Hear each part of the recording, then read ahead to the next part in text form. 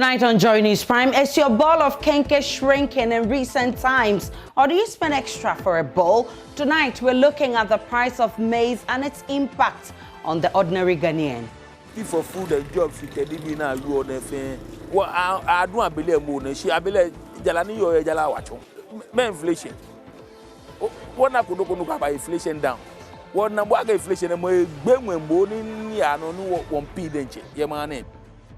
As government races against time to get nominated MMDC is confirmed, the minority in parliament is threatening to drag the finance ministry back to the Supreme Court over its inability to release funds for the assemblies. And we are even saying that if it continues that way, we will have to go back to the Supreme Court to clarify the ruling that they gave and insist on compliance. Also in this bulletin, forget about formulating new policies and implement existing ones. Education Minister Yao Seo Dichum to newly inaugurated boards and committees under the ministry. The Minister of Education, at this point, is not interested in policy. We want implementation. In business, running out of patience, Ghana Union of Traders Association justifies exercise to close down shops of foreign retailers in the latest escalation of the feud. The people's patience cannot be controlled again. And so we will plead with the Committee on Foreign Retail Trade to go back to its roadmap and start working. My name is Aisha Ibrahim. Joy News Prime is coming to you live from our Fan of Us studios in Kokomlemle on your digital terrestrial TV, because we're free to air on DSTV channel 421 and GoTV channel 144. Remember, we are your home of independent, fearless and credible journalism. Do stay tuned in.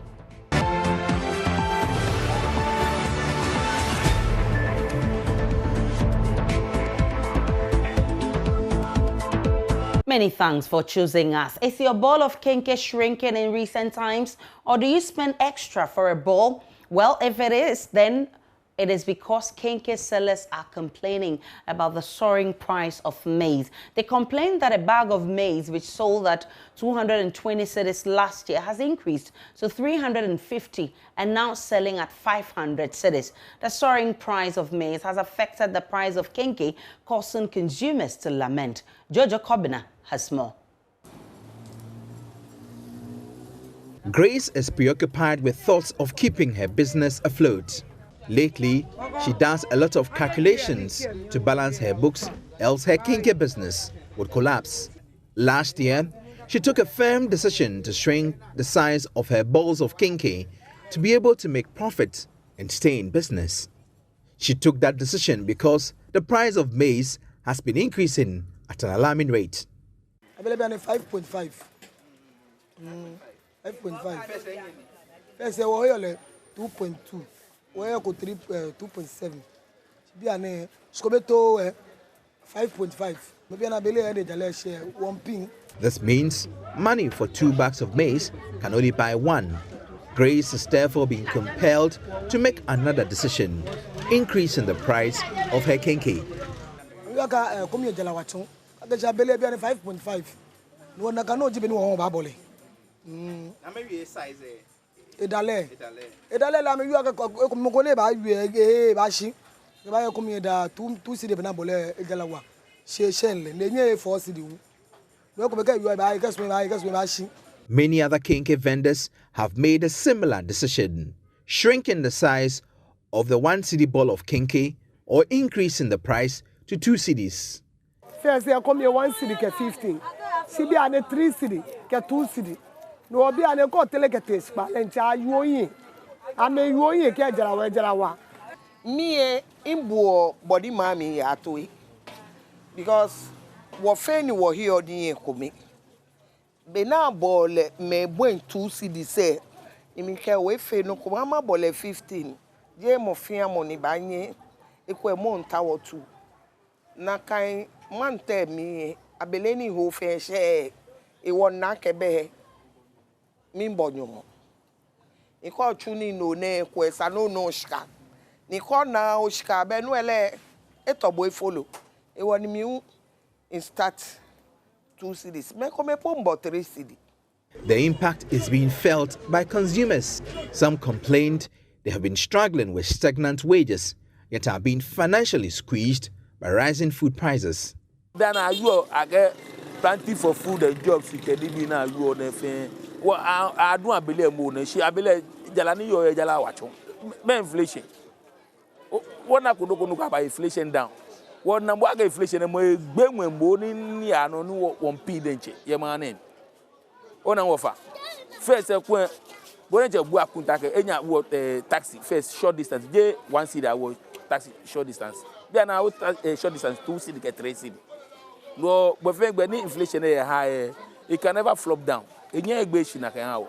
Wo mami. Nobody na wo man wo ba ni mami Sunday.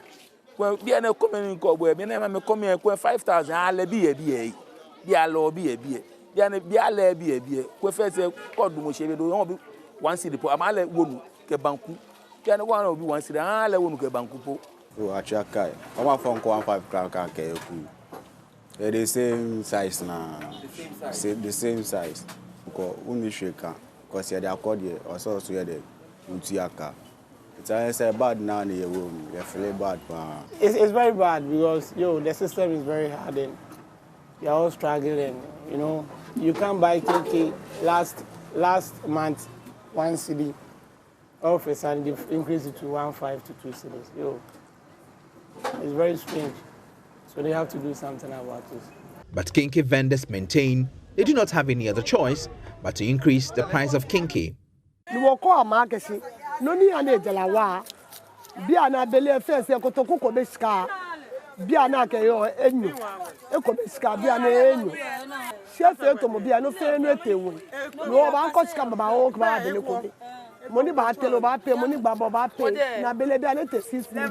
Antio Docho sells kinky in Bukom. She has, however, decided to maintain her kinky at 1 cedi. She explained this because her people are not financially sound to purchase it at 2 cedis. She has, however, reduced the size. President ni want to akane budget, want to akeneke, agmeniano. E wa anagme no fia no. Wa bonu chumo ni wa yoko abele 5 million dan. Chibiane wa he abele kotoku ko be 5 million. Wa yoko ko dan. Kenke agbo mali. Aye ko dan. No amangmenu. Moni ba fe ni ke fe angmenu. Ka ke ba bia hu moni ba wo le nka mu ba fe angmenu. No an bi fe te wen. Kinky sellers want government to support farmers to produce more maize, else it would impact their businesses and consumers as well. Jojo Kobna, Joy News. Meanwhile, research conducted by Soko shows that the current maize sells at 500 cedis at the Shaman market and 506.67 at the Dambai market. In Tamale, however, a bag of maize sells at 300 cedis. Now to other stories, we move on to Techiman Central Market, where traders are lamenting poor sales of commodity despite stability of prices for the past 6 weeks. They attribute the low sales to the current economic hardships in the country and the lack of drop in the price of the commodity, even though there's been the influx of fresh grains in the system. Anas Sabit has been speaking with some of these traders and came through with this report. Joy News checks at the Techiman Central Market reveals that maize prices have been stabilized over the past 6 weeks. Until recently, the prices of the commodity increased astronomically, hitting a record high.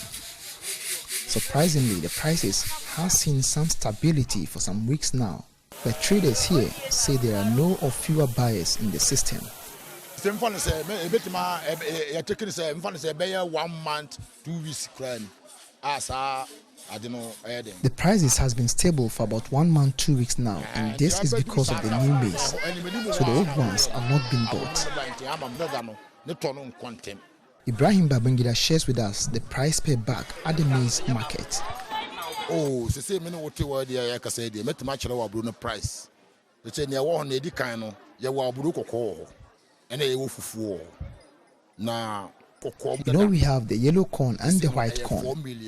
The old yellow corn is now 415 Ghana cedis per bag, and the white old corn is now 370 cedis per bag. 3,700,000 old currency. Nanama has been in this trade for several years. For her, the existing socio-economic conditions in the country is a major contributing factor to the low sales over the past few months.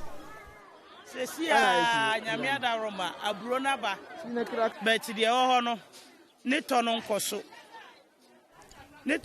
there is enough maize, but the problem has to do with buyers. We have no buyers because of the economic hardships in the country. We have the old maize now, however, the prices are still high and not dropping because there's no money.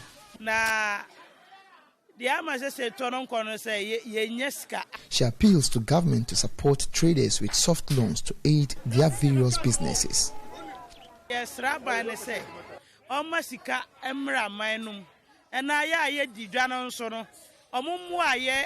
appealing to government to help traders, especially women traders, with some soft loans, because we fight for loans and the interests are outrageous and thus affecting us.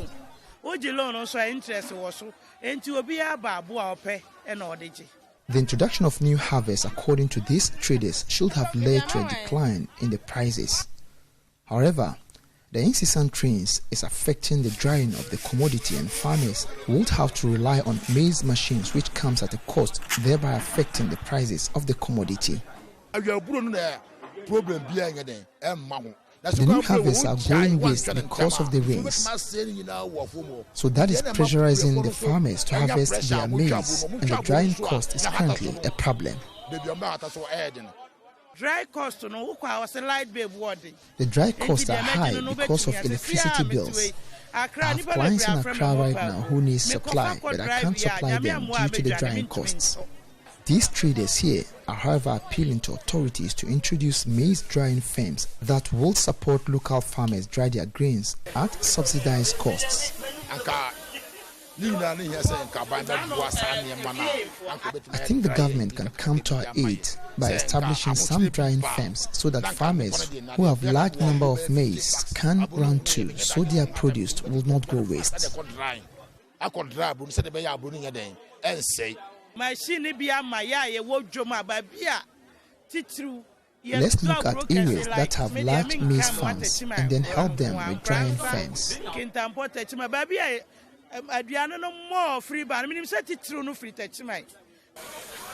From the Techiman Central Market for Joy News, my name is Anas Sabit, reporting.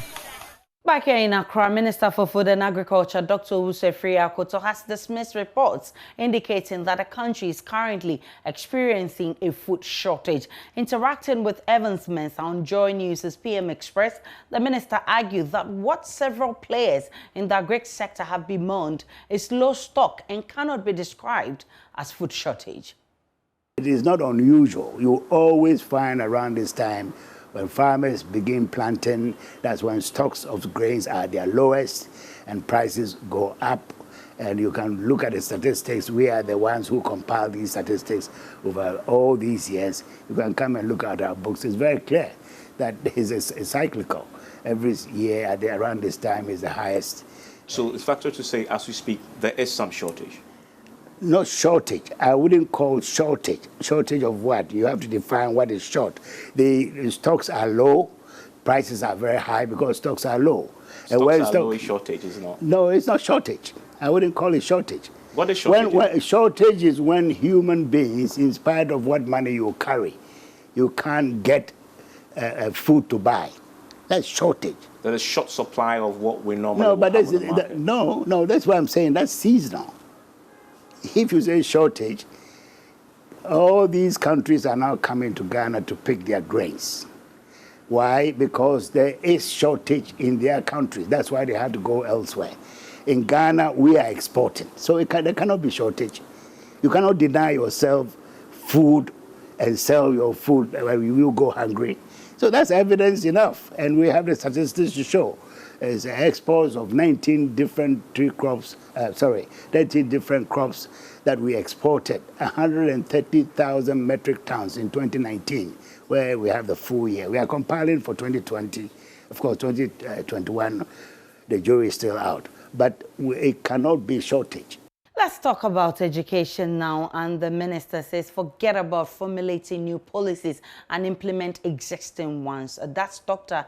Yao Educhum to newly inaugurated boards and committees under the ministry. Swearing in the new board of the Ghana Tertiary Education Commission, the minister noted the over-concentration on drafting policies with little focus on ensuring implementation is robbing the country's educational sector of real growth. With a gross tertiary enrollment of 18%, up from 16% in 2017, Dr. Yao Educhum wants the board to lead the pursuit of government's goal to achieve a 40% gross tertiary enrollment by 2030. The African average is about 7%. Sub-Saharan Africa is about 7%. Ghana is 18%, but we should not be caught up in the African mediocrity syndrome. That says Ghana is better than Sierra Leone, Ghana is better than this country, therefore we are okay. No, we are not, because South Korea is 93.6%. And we are 18.8%. So the president's vision is very clear. His agenda is clear. It's left to us to put in implementation measures to get to that point. The Ministry of Education, at this point, is not interested in policy. We want implementation. So you should, as council members, understand that everything that you have been tasked with is about implementation. Your Director General should come to you at your meeting and report on implementation. The minister also tasked the tertiary education boards to facilitate the establishment of a job placement and incubation center to assist in linking students to available job openings. President Nana Addo Akufo-Addo has invested a lot in TVET. And as you go around the country, those of you who are new to this council, you're going to see the kind of equipment that are in technical schools. Sometimes you may not even find them in the universities. But I'm asking myself, are we tracking how many students are able to secure jobs as a result of this training? We seem not to be interested in that. We want to see that to the Ministry of Labor. No, it should stop. We should be interested in tracking how many students are able to seek jobs. And if they are not, who are the ones coordinating at the various institutions so that they can actually secure jobs? If a company in Ghana wants employees, where do they go to? If AGI members say we need 20 people that can do Thailand, who do they talk to? Is there one agency that they can work in and say, can you bring me 20 students and I'm willing to hire them? Together with GTech and National Service, I'm going to task you with the setting up of the Ministry of Education Job Placement and Incubation Center. Even if other universities are doing it, that's what I'm looking at. You should have a place where people can go and look for your people who you have trained. Meanwhile, the Commission on Technical Vocational Education and Training says it will be running the German-like dual vocational training system by 2022. This is coming after years of state-sponsored trips to study the German TVET model, which fuses a mandatory industry-based internship with the theoretical training students receive in schools. Dr. Frechia Samoa is Director General of the CTVET. So if you look at the 5-year strategic plan for TVET, one of the policy activities or objective is to implement a modified dual TVET system in the country. We have started the work on the policy details and how it's going to collaborate with the industry. One thing we are really happy about is the fact that we have already set up the sector skill bodies, and those sector skill bodies are going to collaborate with us to be able to make sure that students either will be admitted through workplace or even, and if it's not workplace, at least 3 days of their time in the normal school setting will have to be at the workplace. So we are also working on the workplace certification so that At the industry side, we have instructors that whilst the students who are working will understand the approach with which they can also help them learn. We have a technical team that have started working on it, and we'll be glad, management will be glad to present that proposal to the new board for their approval, strategic direction, so we can move into implementation to make sure that the next academic year or next year it will be part of our activities. Thankfully, Dr. Chair Samoa joins us on Zoom for more on this one. I'm grateful for your time, Mr. Chair Samoa. We know this has been part of the Commission's 5-year strategic plan. Why is it that we've not achieved this and it's yet to be achieved? All right, thank you very much. You know, in 2017, when this new government decided to transform the TVET sector, it had to go through a process. 2018, it did approve the 5-year strategic plan that spanned from 2018 to 2022. And, you know, you have to get some foundation work done to be able to implement some of the activities as enshrined in the 5-year strategic plan. Just to give a brief overview of the plan, it has 5 policy objectives: governance and management of TVET, quality of TVET access, funding or TVET financing. Then, of course, the last one is greening of TVET. Both of these activities, as you know, had to follow some steps. And I'm glad that we haven't left any of the activities idle. One of the activities that the dual TVET or the modified dual TVET falls under is the quality of TVET. Why? Because if you want to improve on quality, the standards that are set by the industry is what you use to be able to determine what they want.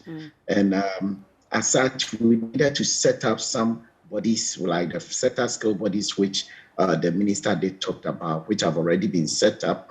We need to attract the industry and get them interested. If you look at our side of the world, it has always been government that is putting so much money into TVET. But when you go to Germany, even though just about 20% of their industry is involved in TVET training, they put so much to support. They even end up paying students to go through the dual system. We might not be able to lift this and just drop it there.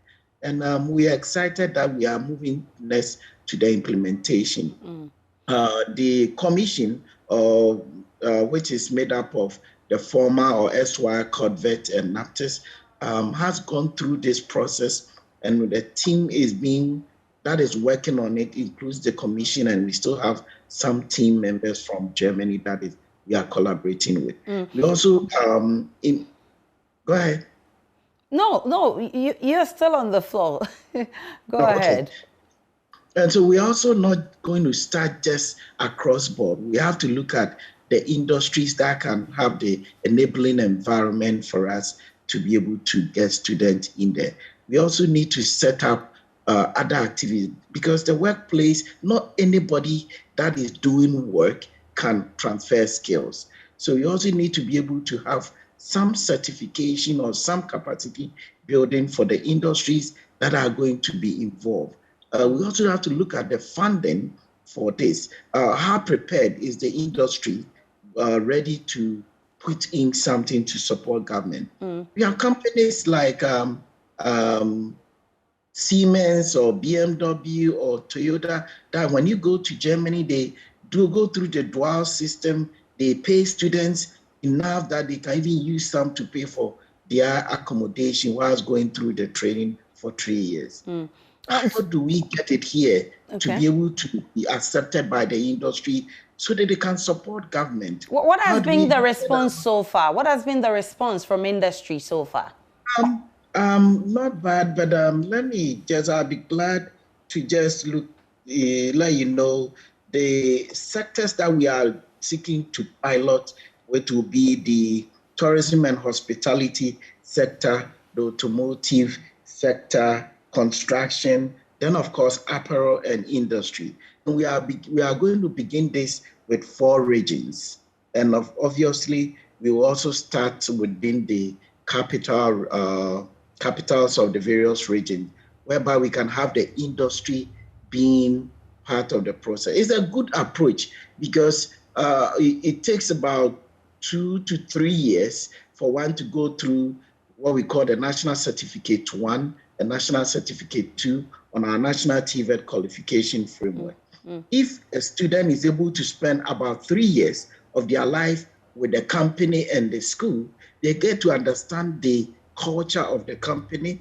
They get to also understand the detailed operations of the company. And the company also have 3 years to interview this employee of theirs to decide whether we will take on all the students that are going through the training or we'll let them go, because that will be able to know their strength, their weakness, and their capabilities to help that company to go up. We believe that when we start with the piloting and we implement the first phase, we'll be able to have enough success stories to encourage other companies to come on board. At the beginning, it's not going to be easy, but we needed to get all the basics done. We have got the basics done. The technical team has worked on the modalities for implementation, and we'll be glad by next year we'll be able to implement this. Are you able to give timelines next year? So we are looking at next year academic year. And you know, the 5-year strategic plan span up to 2022. We will be accounting for what government had put together for the 5 years as far as the TVET sector is concerned. Notable among them was the realigning of all TVET institutions to the Ministry of Education. I'm glad to say that government, with the support of Parliament, has passed the Education Regulatory Bodies Act, which set up the Commission for TVET. It has also passed the Pre-Tertiary Education Act, which also is going to set up a TVET service that will be responsible for TVET delivery at the pre-tertiary level. So these things have all been done. Yemi talked about improving quality. Infrastructure upgrade is also ongoing. If you look at the huge investment that government has done in TVET over the few number of years, if we are to add the state-of-the-art TVET centers, where we're going to have 2 per each region, you're looking at close to about $1 billion just for infrastructure for TVET. So certainly this is something that must happen next year, and you say it will begin next academic year. We'll be looking forward to that. Dr. Fred Asamoah is Director General of COTVET. In July, Ghana opened its national mosque, one of West Africa's largest. It is second only to the National Mosque of Senegal. Funded by the Turkish government, it is a replica of the Blue Mosque in Istanbul. Thousands of people have already flocked there to see the edifice, and its administrators are hoping it would become a sanctuary for tourism. Join News as Justice Beidou was granted access into the mosque. Here's his report. This is Ghana's all-new national mosque, an addition to Accra's skyline. This mosque is big enough to hold 15,000 worshippers at a time. It's Friday and I've come here for Juma, the weekly congregational prayer for Muslims. This is the second largest mosque in West Africa. It cost $10 million to put it up. It is nestled inside Nima, one of the biggest Muslim communities in Ghana. Since its opening at the beginning of July this year, it has attracted thousands of people from across the world who have come in it to pray and see its magnificence, including even me, a non-Muslim.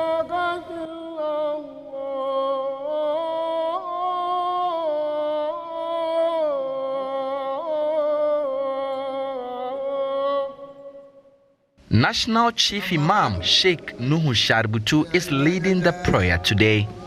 Vice President Alhaji Mahmoud Baumia has come here to pray too.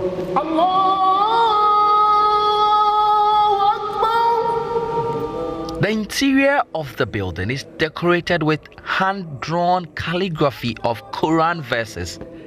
It is fitted with Carrara marble on the outside and it has 4 eye-catching minarets overlooking the sprawling city.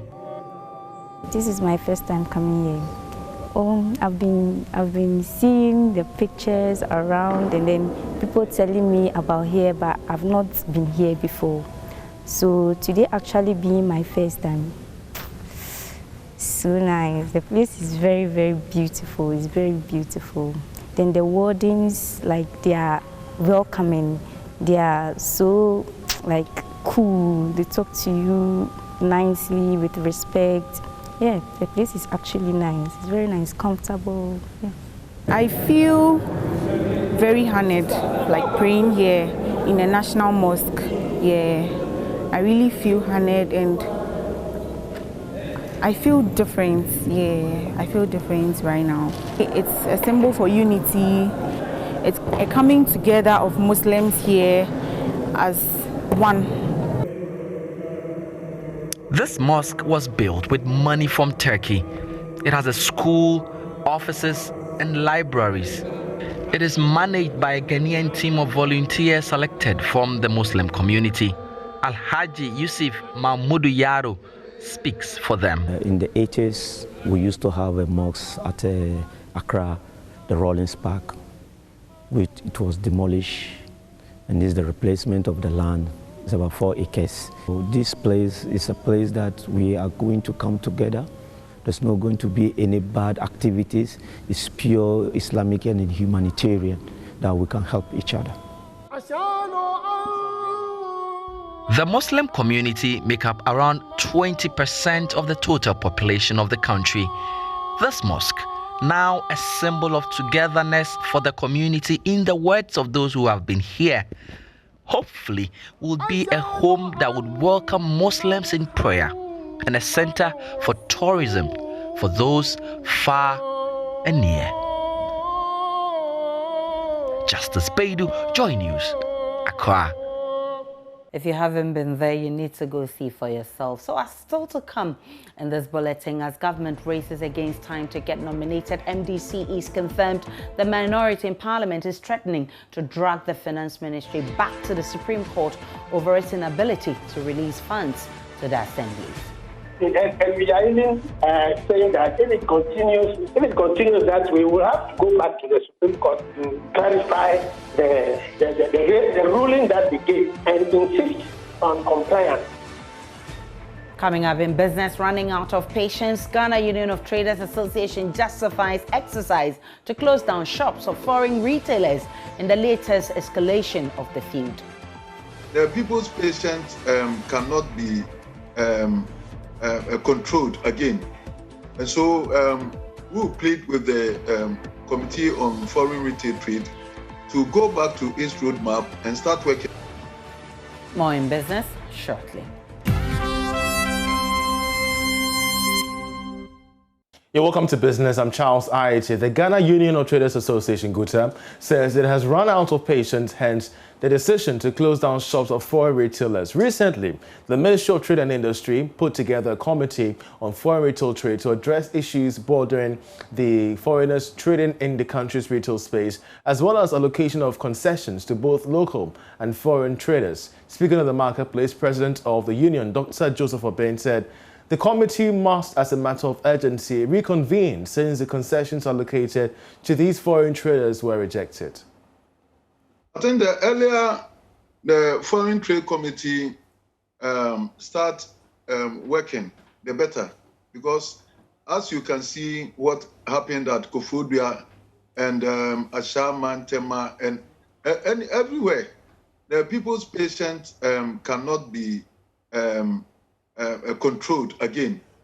And so we'll plead with the Committee on Foreign Retail Trade to go back to its roadmap and start working. As they have promised to meet us on Wednesday, we are prepared and eager to meet with them. But this time around, we want them to start working in earnest because there's a law. The law should work. It's as simple as that.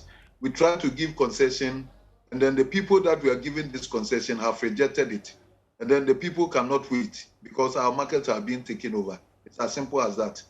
We don't think. I don't think our people will have the patience again to wait forever for this law to be enforced. Nobody is going to allow that. Now, EcoBank has joined hands with People's Pension Trust to target workers in the informal sector to encourage pension contributions. An agreement to finalize this deal was closed today at an event in Accra. George Rafi has the rest of the story. The agreement which was signed today between EcoBank and the People's Pension Trust will allow the bank to use its outlet to collect contributions from workers in the informal sector that are clients of the firm. Speaking to Joy Business after the program, Managing Director of EcoBank, Dan Saki, said this couldn't have come at a better time. And as we just heard, if about 70% of employment is in the informal sector, then it is important that we ensure that those in that sector can retire with dignity and in comfort. And what we are trying to do today is to make sure that, one, we bring about a product that people can subscribe to, whether in the formal or informal sector, knowing that the formal sector have their compulsory pension scheme. The informal sector that has not got anything, this is targeted at them.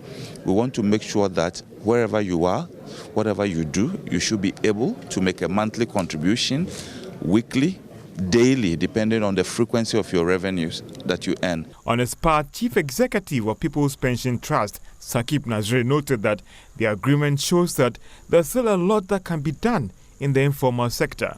Partnerships are very important, and it's very important for us to collaborate together. Everyone brings a lot of strength, and there's so much work to do that no one can do it all on their own. So we are happy to collaborate with partners who see the vision, who are active in addressing the informal economy, and who are strong in technology, so that together we can all make progress. So there's enough to do, there's enough activity and revenue. The important thing is to progress with reaching out to the informal sector, and we think it's better to do it together than everyone doing it on their own. Director of Plan at the National Pensions Regulatory Authority, Anasamate Vondi, noted that as a regulator, they are committed to improving pensions in the informal sector. From the regulator's viewpoint, we think that the issue of education and sensitization is critical. For that reason, we've gone around almost all the regions in the country trying to educate people in the informal sector about pensions, its relevance, its usefulness, and so on, so that people will take advantage of the kind of products that are available so they don't keep working till they drop dead. We've done that. Some analysts have argued that if the sector is given the needed attention, it has the potential to turn around the economy. And that'll be it for business for this segment. We have sports coming next. Just stay.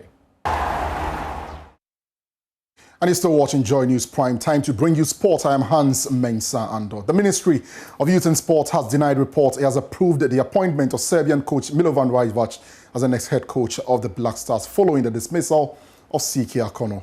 This is the rejoinder issued by the Sports Ministry, as you can see on your screen. And it reads, it has come to the attention of the Ministry of Youth and Sports of publications making rounds on social media that the ministry has given approval for the engagement of Milovan Rajvac as the new coach for the senior national team, the Black Stars, and agreed to pay an amount of $45,000 a month for his services.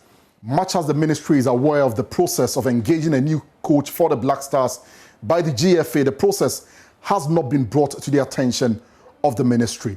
Now, we wish therefore to state categorically that the publications that the ministry has agreed to pay $45,000 for the coach of the Black Stars are untrue and of no basis. It must be noted that the ministry is awaiting the report of the Ghana Football Association, the GFA, on the engagement of a new coach. By this release, the general public is entreated to disregard any such publications and treat it with the contempt it deserves. The ministry will make it public when a decision is taken on who the new coach will be and his remuneration and conditions of service issued by the Public Relations Unit of the Ministry of Youth and Sports.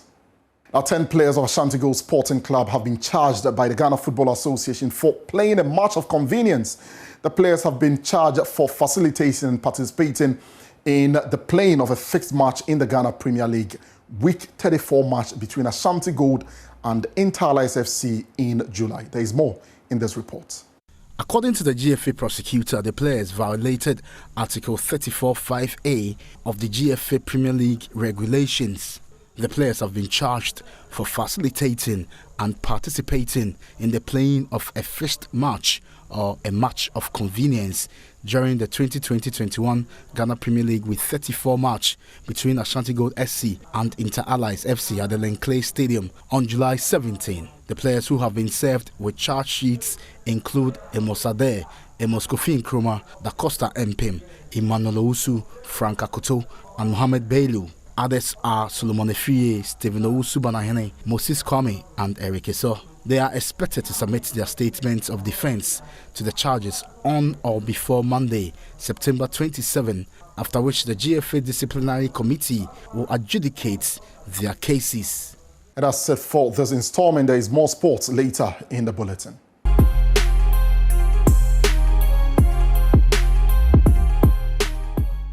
And it's time now for Showbiz. Becky is here. Hi, girl. Hello to you, How are you Aisha. doing? I'm fantastic. Beautiful dress there. Thank you so much. Let's talk about Mercy Esiedu, actress Mercy Esiedu. You know, she's on E-Vibes this weekend, and she's been saying a lot of things. One of the things is that the movie industry is not, or is sort of dead because of the introduction of social media. Okay. Yes. Here is her explanation. All I can say is technology, because in those days, when we shoot a movie, we put it in CD and we sell them. Now nobody is going to buy CD. They download it in WhatsApp and social media, whatever.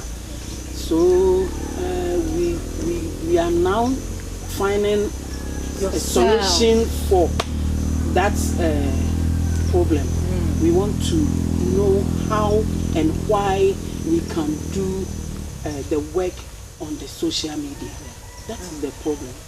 It's a simple problem. No, but you still have series. You know, on. But I'm not talking about myself. Okay. I'm talking about the industry, movie industry. It's not only myself. Okay. Mercy Esiedu for you. Right there. You don't have to miss that on Saturday. No, and on Sunday on Joy. It will be revealing, I can tell. Another thing you don't want to miss is Moments with Joy, tomorrow 2 p.m. on all our social media platforms. Yeah. We have George Quay who take, So here's what to expect. Here's George Quay.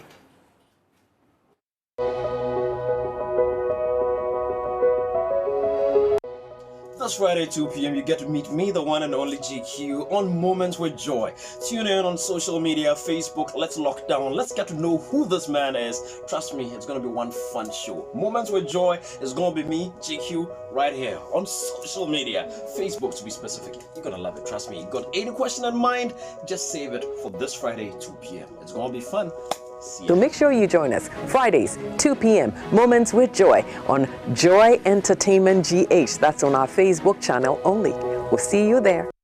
See you there. Of course. So if you have any questions for George Quay, Asha, we should take the seat as You're the next to be there. No, so me and you. I mean, two of us can go. We at the can. Same time. We can make something out of something. All right. So look out for the two of us. Yes, of we are course. next after George Quay, right? Yes, please. We are.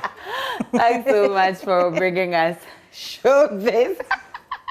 I can imagine the kind of questions that Why are you not wearing Maya feet? Okay, that will be one of the questions. Yeah, because you're Aisha. I'll make sure I put on Maya feet before I go. I'm sure you will. Nobody will ask me any question though. That'll be it for Showbiz.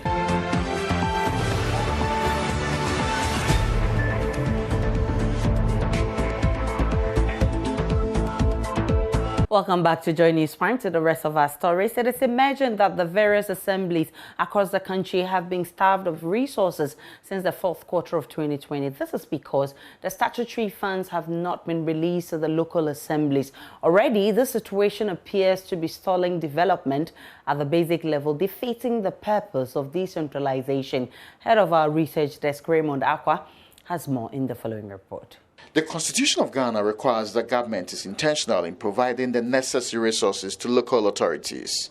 This is for their management and execution of policies. The specifies that at least 5% of national revenue must be allocated to the fund every quarter. According to Deputy Ranking Member of the Local Government Committee, Benjamin Podo, government has failed to pay up since last year. The Assembly has a duty to do development projects in the constituency. Okay. All of this, nothing is happening any longer. Yes, nothing is happening any longer. So it's not just a question of one which has not been completed. There is nothing new happening. As we are sitting here now, the Ministry of Finance is owing the Common Fund about 1 billion Ghana cedis. On this part, NPP MP for Otafo, Vincent Asifwa, clarified at least the MP's part of the fund has been paid for the first quarter. Yes, for the first quarter of the MP's Common Fund. For me, at Otafo Municipal Assembly of Otafo constituency, I have received first quarter of the MP's Common Fund. Speaking to me on upfront, the whole Central MP who dragged government to the Supreme Court insists this move is in clear violation of the orders of the Apex Court. That's what they are doing, and we are even saying that if it continues that way, we will have to go back to the Supreme Court to clarify the ruling that they gave and insist on compliance. Well, as of February this year, Deputy Finance Minister Abnawase Asare had promised the ministry had commenced processes to settle the arrears. It is, however, unclear when government will finally fulfill this promise. Are you a government worker? Have you in recent times received calls from people who say they can retrieve your locked up funds? Well, sit up, because the Economic and Organized Crime Office has been issuing warnings to several workers on the illegal activities of loan scammers. According to the organization, they have received over 100 complaints, especially from government workers who acquired loans to pay scammers to retrieve their locked up funds. We'll hear from an EOCO officer shortly, but first listen to a victim of the illegal act sharing his story. One day, and I received a call from somebody who said he works at Controller and Accountant General. From her, and he told me everything about the amount that it's on the computer that is standing. Is that from her end? Yeah, from her. He said he works at the Controller and Accountant General. And so, according to her, she's sitting behind the computer and he mentioned my staff ID, everything.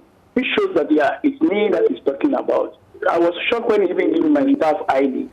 And he tells me the money that the controller is supposed to pay to me. And it's true, I had a promotion over, I think, 2006. To date, that promotion amount was not paid. So when he mentioned that, I was also happy to cooperate with her. Then later he asked me, before I can get the money, I have to open accounts, so that he can do it as like a loan. I asked him what bank, and he said they have their own bank. So he mentioned the bank to me, I forgot the name. I call her back, I think in a few hours, and I asked her, what is my full name? Because he wasn't able to mention my full name. He mentioned just part of the name. He was not able to mention. I asked him, where do I work? Exactly. He couldn't even give me. I said, he was scammed. Then he said, no, I should take my time. You give me the details that I needed. Then I say, no. I go back and I say, no, if I follow, maybe he can even get some of my documents and my details. So I stop all the transactions.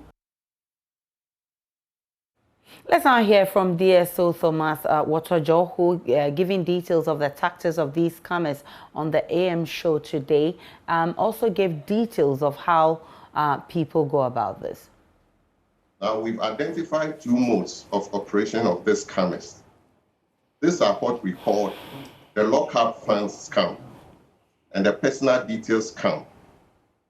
So with the lockup funds scam, the scammers are targeting workers who have some monies locked up with the Controller and Accountant General's Department. They get access to the names of the staff and then his contacts.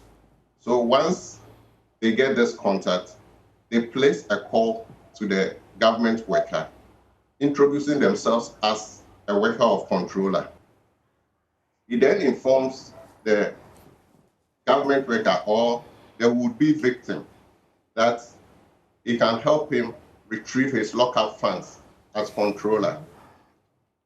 He then informs the victim of how much he will charge for that facilitation service. They are able to convince the government worker to believe that the easiest way to retrieve the lockup funds is for the government worker to acquire a loan so that the lockup funds will be used to offset that particular loan. So once the government worker acquires the loan, the scammer demands for his fees, threatening to stop the process of facilitating the retrieval of the lockup funds if he is not paid. Unfortunately for the worker, once he pays that money, the scammer vanishes. Mr. Otojo is therefore warning workers to desist from giving out their personal details to anyone without verifying. It's what we call do it yourself. So what it means is that if you want to acquire a loan, if you have lockup funds with controller that you need to access, make sure you do it yourself. Don't involve third parties, because the involvement of third parties is where the scam comes in. I will also add that at no point should any government worker give out his personal details. That is the staff ID number and then the e-payslip password. With these two, anybody can enter your system and then apply for a loan, and all you will realize is that there are deductions on your payslip which you have no idea about. So at every point, if you are applying for a loan and then the agent requires some documents, open the platform yourself or open the portal yourself and print whatever documents the agent wants for him.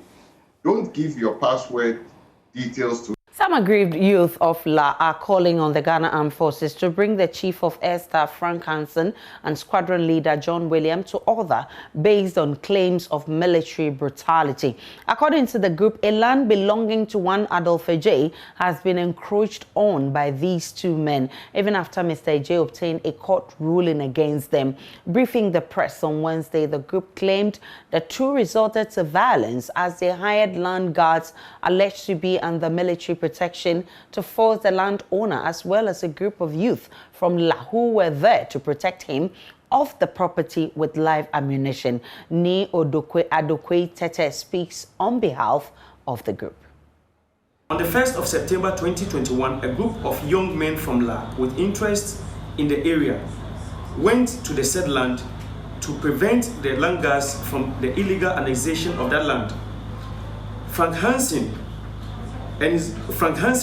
land guards, with support from the soldiers guarding them, brutally assaulted these young unarmed men, firing live ammunition against them.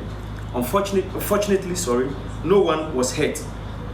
Again, on the 6th of September 2021, these same soldiers opened fire on some construction machinery belonging to Mr. Adolphe Ajay. The engine of that machine was hit by several bullets, destroying the machine. We are, by this statement, therefore, calling on the authorities of the Ghana Armed Forces to bring Frank Hansen and his squads to order and to ensure that they do not, at any time, go back onto the land because the land does not belong to them. The people of La and our brother, Mr. Adolphe Ajay, will continue to guard this particular land as it belongs to him, and we all have an interest. Meanwhile, Mr. J is once again filing contempt charges against them in court. Here's his lawyer, Emmanuel Bright Atoko, with details. Basically, we are in court on a a motion for committal for contempt to commit the chief of air staff to prison for flouting court orders. Unfortunately, the case has to be adjourned because the lawyer for the contemnor, that is Air Vice Marshal Hansen, has written a letter to the court asking for an adjournment. It's just about an injunction that was placed on a land that is at Chado against Air Vice Marshal Hansen.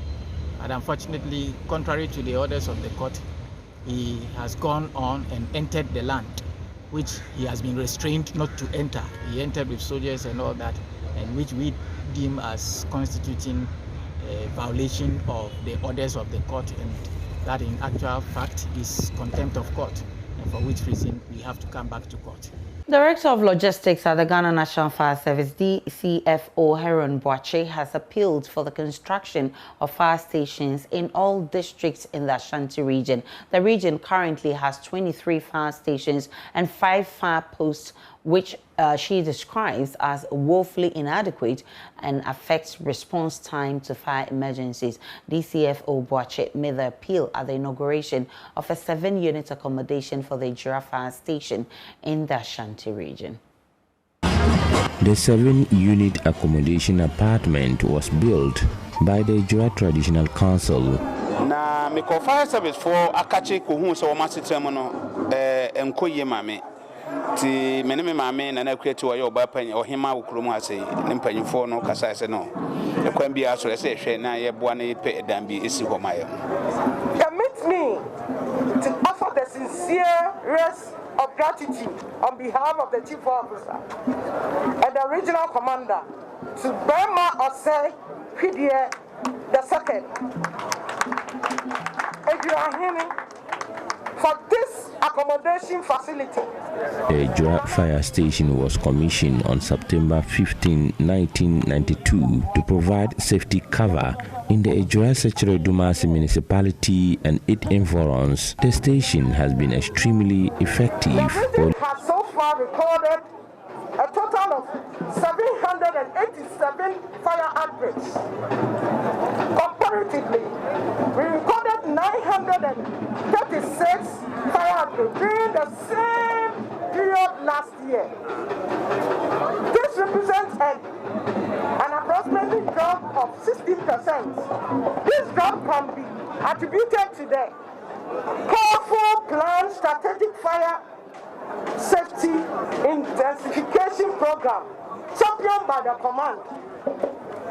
Ejura Secretary Dumasi, on the other hand, has recorded just 9 fire outbreaks so far this year, with no bushfires. The zero bushfire is a welcome fact, especially when considering the municipality's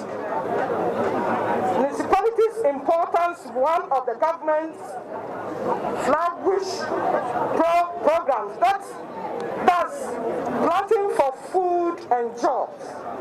Director of Logistics at the Ghana National Fire Service, DCFO Heron Boache, commended the Traditional Council for the numerous support and collaborative gesture. She, however, appealed for the speedy establishment of fire stations in districts without such. And tonight on the Classroom Project, nearly 400 school pupils of the Salmon United Basic School in the Komenda Idine Guafuebri municipality have been forced to study under trees and in open spaces. The building they have been studying in developed serious cracks and was declared unsafe for academic activities about 6 months ago. Since then, academic activities have to be suspended whenever it threatens to rain. Richard Kwejo-Nyako, who traveled to the community, also reports of inadequate tables and chairs, forcing 4 school pupils to sit on a desk meant for 2 people. Here's more in the following report. It's early Tuesday morning, and ordinarily, school pupils are expected to get into their classrooms to study. But for the nearly 400 school pupils here at the Salmon United, the situation is different. They have nowhere to march to. where they might remains the same place they have to settle for classes.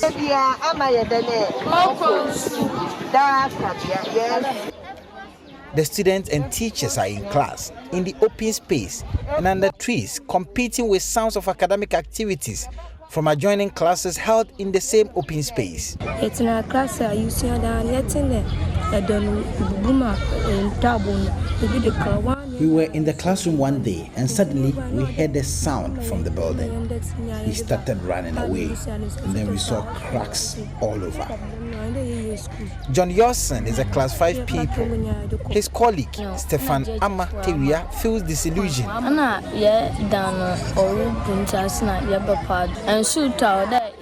Our building was collapsing, and that's why we have come here. When it's raining, we have to pack all the chairs inside.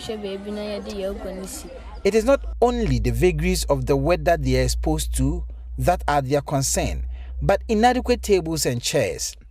Dual decks that are supposed to be used by 2 pupils are being shared by 3 and in most cases 4 pupils. The students have to write in turns, and this is affecting their handwriting and the pace with which they write. We have just a few desks, and it makes it uncomfortable for us to sit and write. Many make mistakes as a result. The teachers are unable to speak with me on this situation, except to say that countless number of letters have been written to the Municipal Education Office and the KEA Municipal Assembly, but nothing has been done. Chairman of the School Management Committee, John Kingsford Arthur, says the decision of the school to get the children out is to avert a possible disaster. We realize that the building is collapsing. It has developed a lot of cracks.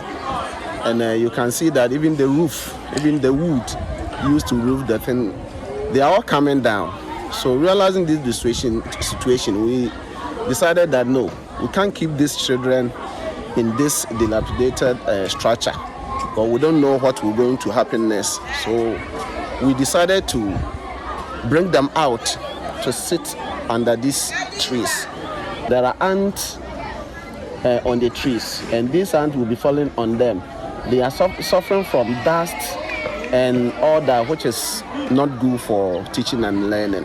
PTA chairman for Isamani United Basic School, Albert Century, tells Joy News the effort that has been made to get the problem fixed, including getting the assemblies to come to their aid. We have not only reported to the district assembly, we have even written to the education, the director himself. They send people to come and look at it. Even the assembly, they send engineers to come and say, we'll hear from them. But up to now, we have not heard anything from them. Just this morning, it was raining and the whole children had to, run away to other classrooms to join other colleagues. So it's a very worrying situation. So we are praying for people to come and assist us in order to get these children to live. In fact, these are the future leaders.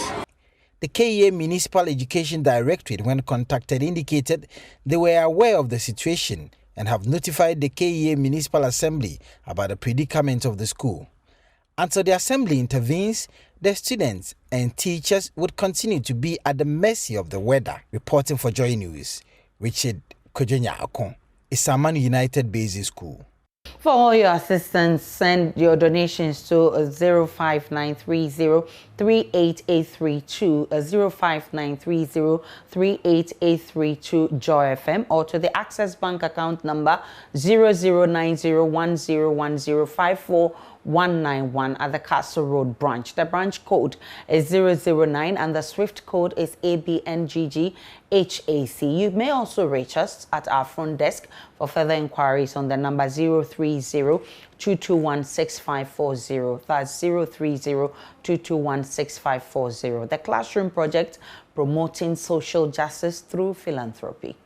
In Kumasi, the Ghana Health Service, in collaboration with the United States Centers for Disease Control and Prevention, has commissioned the 3rd Public Health Emergency Operations Center in Ghana. The center will strengthen the public sector to effectively respond to health emergencies. There's more in the following report. Speaking at the commissioning of the facility, the Director General of the Ghana Health Service revealed the facility will serve as a footprint for technical coordination of the health emergencies and response structure.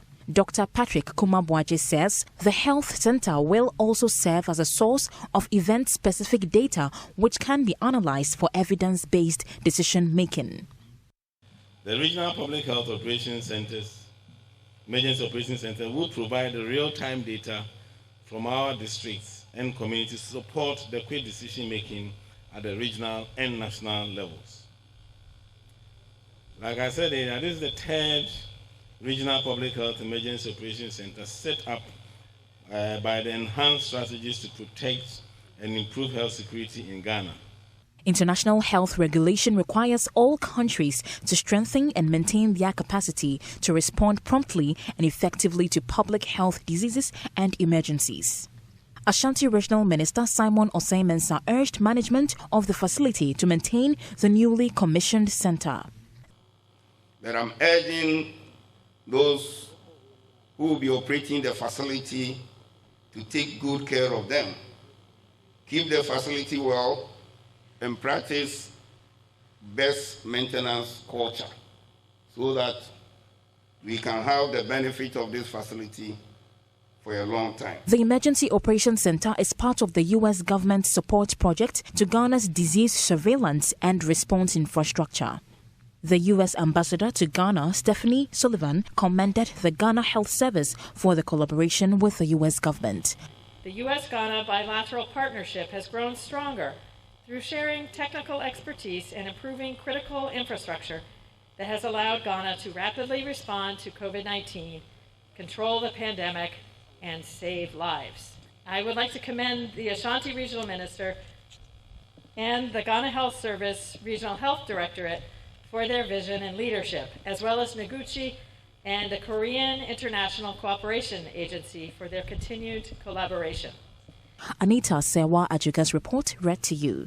MP for Abetifi in the Eastern Region is constructing 2 blocks of modern flats for the teachers of his alma mater, the Presbyterian Boys School, Presec in Legon. The structures consist of 6 2-bedroom apartments in each block. The sword cutting ceremony took place Thursday at the school. As human as we are, wherever that we step foot, we need to be able to leave an imprint, and that imprint should be positive. I have had the privilege to have attended PSEC from Form 1 to Upper 6.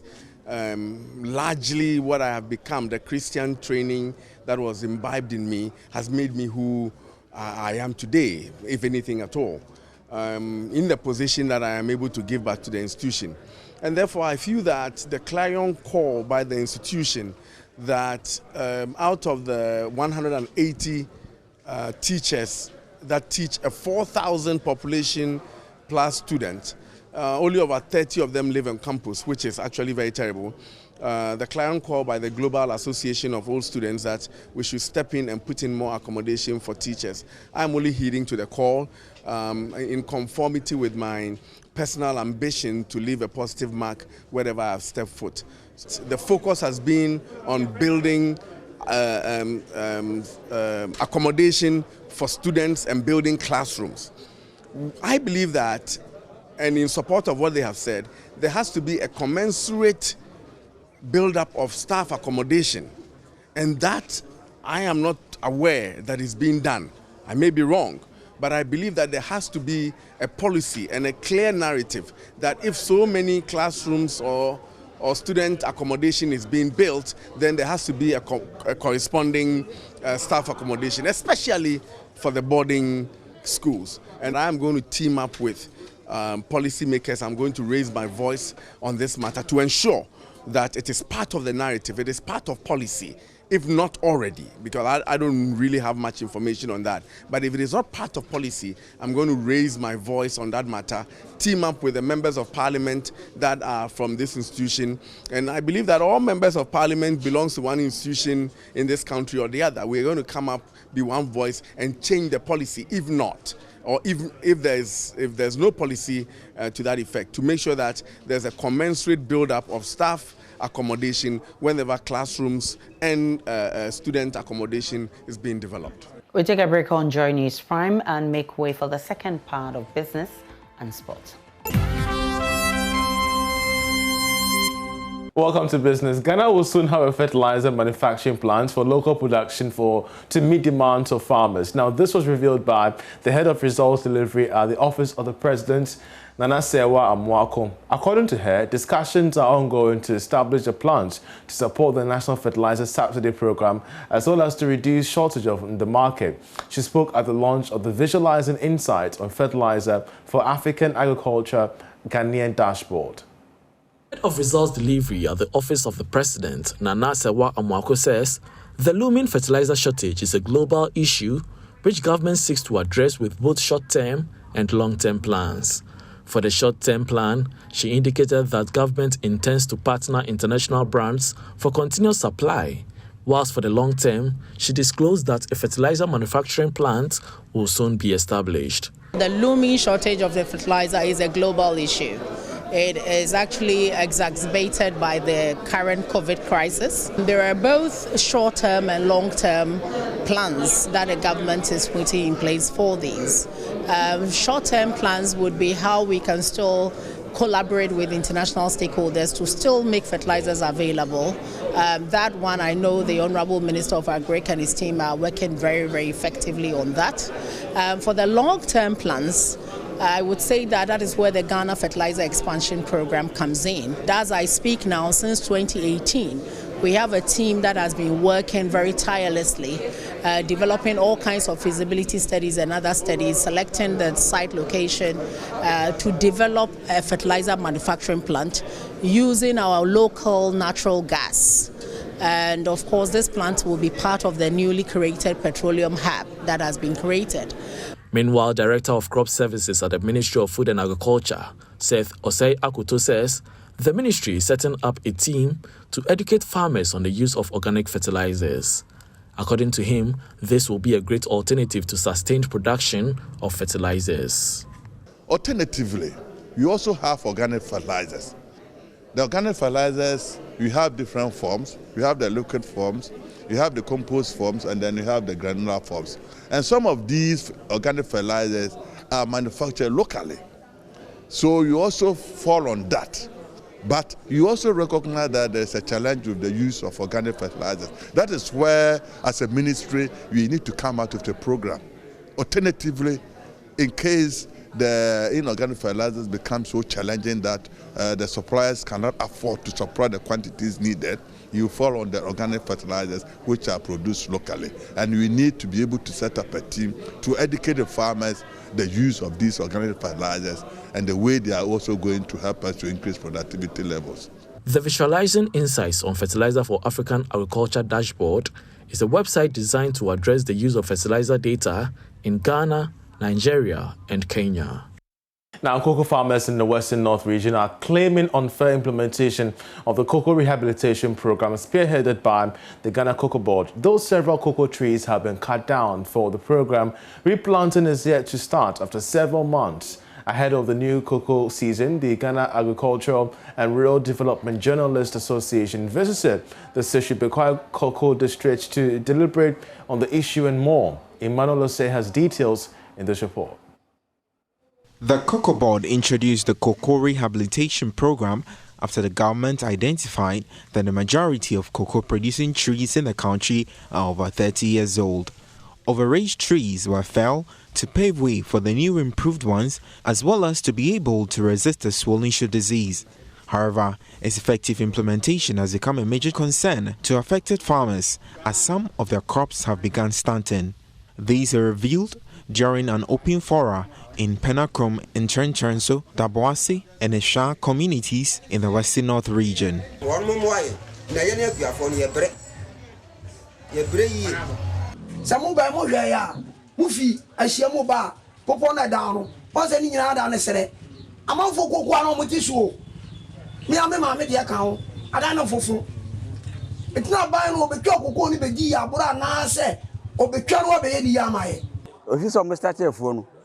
Say abana two conversion come for naka onu kra ne sebefem if you say efo no omoye no omonya fo no omo de reports ko say omoye fo no na kuafo no omofo na ka wiram da bia say de anwo kire ne ohia and the blow Quafon. The Sraban say, because cannot do my green from my contract no, on from Quafon. No more first can your mofu. The farmers dread cocoa production could be affected negatively if the situation persists without eminent solutions. Isifo Isaka is the chairman of Seshibakwai Cocoa Cooperative Union. Used to get beans from the cocoa, but because of cocoa board saying the cocoa have been affected, let us cut it by 2 years, 3 years time. We will help you build the cocoa, and the farmers understood. And now, about 3 years farm is now bushy. You will not see single cocoa tree in the farm, and it's unfortunate. So we are pleading with cocoa board that they should have a look at it again. The policy is good, but it looks as if they've left everything behind, and then monitoring is very slow. 20 years to come, Ghana will suffer. So for the farmers calling for the abrogation of this project is true, but not entirely. It should give the project to the farmers to do it on their own. Any sponsorship for this project to continue to be fruitful, they should channel to the farmers directly so that the government will get a result from this cocoa rehabilitation. The Ghana Agriculture and Rural Development Journalists Association visited the Seshibakwai Cocoa District with the objective to highlight the plight of farmers as well as engage the relevant authorities to address the situation. Nania Ruben is project coordinator. As part of GAJE's yearly activity to inspect and speak to farmers about the coming new cocoa season year, what we're here to do is to acquaint ourselves with happenings on the farm, what farmers were doing, what cocoa board or policymakers have told farmers, and as to whether the policies are being implemented. The policies we had heard that the cocoa board was putting in place, some had not materialized to the expectations of even as members of GAJA, and how much more farmers who were directly going to benefit.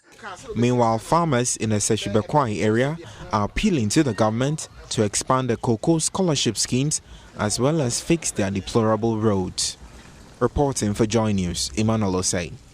Now, the Ministry of Land and Natural Resources fears Ghana might lose its enviable first position as the leading gold producer in Africa because of the 3% withholding tax. Deputy Sector Minister George Merikuduka says this could be blamed for the higher incidence of gold smuggling by some producers to neighboring countries. We have more in this report. The 3% withholding tax is one of the highest in the sub-region, which according to industry players is compelling most producers to smuggle their gold to nearby countries. Deputy Minister for Lands and Natural Resources in charge of mining, George Merikuduka, observes this threatens Ghana's gold production status and its revenue. He expects the Ministry of Finance to reconsider the withholding tax to secure Ghana's gold production status.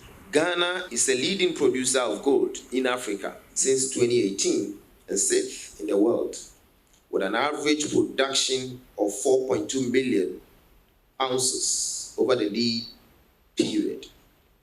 And let me reiterate the point here that if care is not taken on the withholding tax component that we've instituted, we'll move from the leading position probably to the third. Because you realize that if you do the comparison from the export points, you're realizing that we are dwindling. As the leading gold producer in Africa, Ghana produces 4.2 million ounces annually, placing the country at the 6th position in the world. Mr. Duka revealed the government of Ghana is partnering the Indian government to construct a gold refinery to add value to gold mined in the country. We have partnered an Indian government to put up a refinery in Ghana. And that refinery is about 85% complete.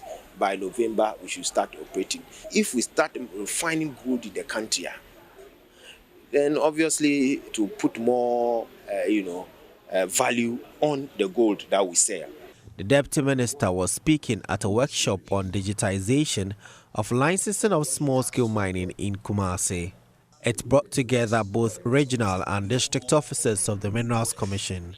CEO of the Commission, Martin Kwekweisi, says the digitization is meant to address delays in acquiring mining licenses. Now that you don't have to go to the bank and go and do a banker draft, it means that it should be possible for a small-scale miner to even submit an application over the weekend, because he can just pay by Momo and the system will pick it.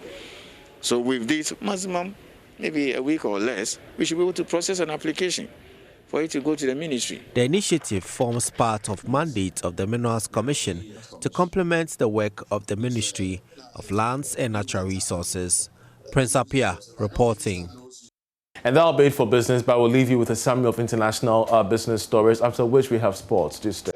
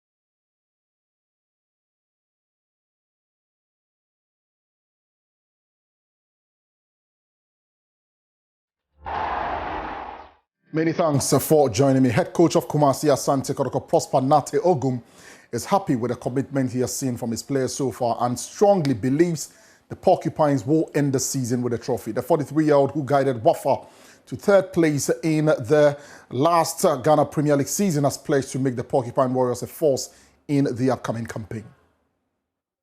From what I saw today, you see that they are poised for action. There's a lot of enthusiasm in them, a lot of dedication in them. You could see the effort they were putting in. Look at the intensity level of what they did. But they were smiling throughout, and it's a clear indication that they've missed football, they've missed the club, and they've missed everything associated with the Koroko family. I think they did very well in terms of their energy level. You could see that they showed a lot of energy in them. They were running very well. I was with the physio, SK, were trying to find out whether their running movements were natural, so that we'll be able to identify if anyone has any issue with respect to injury. So we saw that, and we saw a few players, and we are going to talk to them in private so that they will be attended to. So in terms of energy level, I think they came in, if I'm to read them, with about 50% energy level. I think they've been doing something at home. But I know if you are training as an individual, normally the effort you put in is not as when you train as a group. So basically today's training was for me to assess their movement patterns, if there are any injuries, and then to also find out the energy level that they brought in. And I think coming in for the first time, and they are coming in with about 50% energy level. I think that's great. We have about 5 weeks to get ready, and if you look at the training factors, we have the physical factor, the technical factor, and the tactical factor. As for the theoretical and the psychological, we'll blend them as and when we train them. So what we intend to do is to do combined physical and technical training, where the training that they will be doing will have some sort of running in it, and at the same time to some sort of kicking the ball technique also involved. So we're trying to blend the two so that we can kill two birds with one stone. I think we have the quality to let us play and win trophies this season. I believe that talent will always win you games. Teamwork will let you win championships. So I believe that the quality we have now, if I'm able to blend them into a good team, a team that knows its structure, that knows how to move with and without the ball. I mean, in terms of tactical awareness, what they have to do with and without the ball, giving them information about the opponent, how they play on offense and how they play on defense. I think once these things are done at training, with the quality that we have in the team, I think we should be good to go. And that's it for sports. You can read more at myjoyonline.com/sport. I am Hans Mainsando. Many thanks for your time. And as I wrap up the bulletin tonight, my name is Aisha Ibrahim. Enjoy the rest of our programs.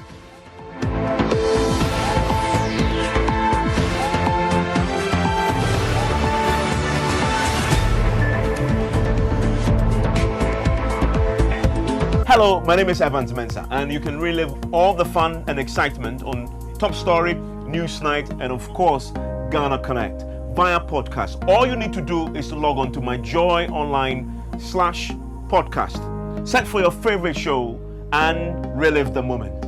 Joy 99.7 FM, your radio for discerning listeners. Joy 99.7.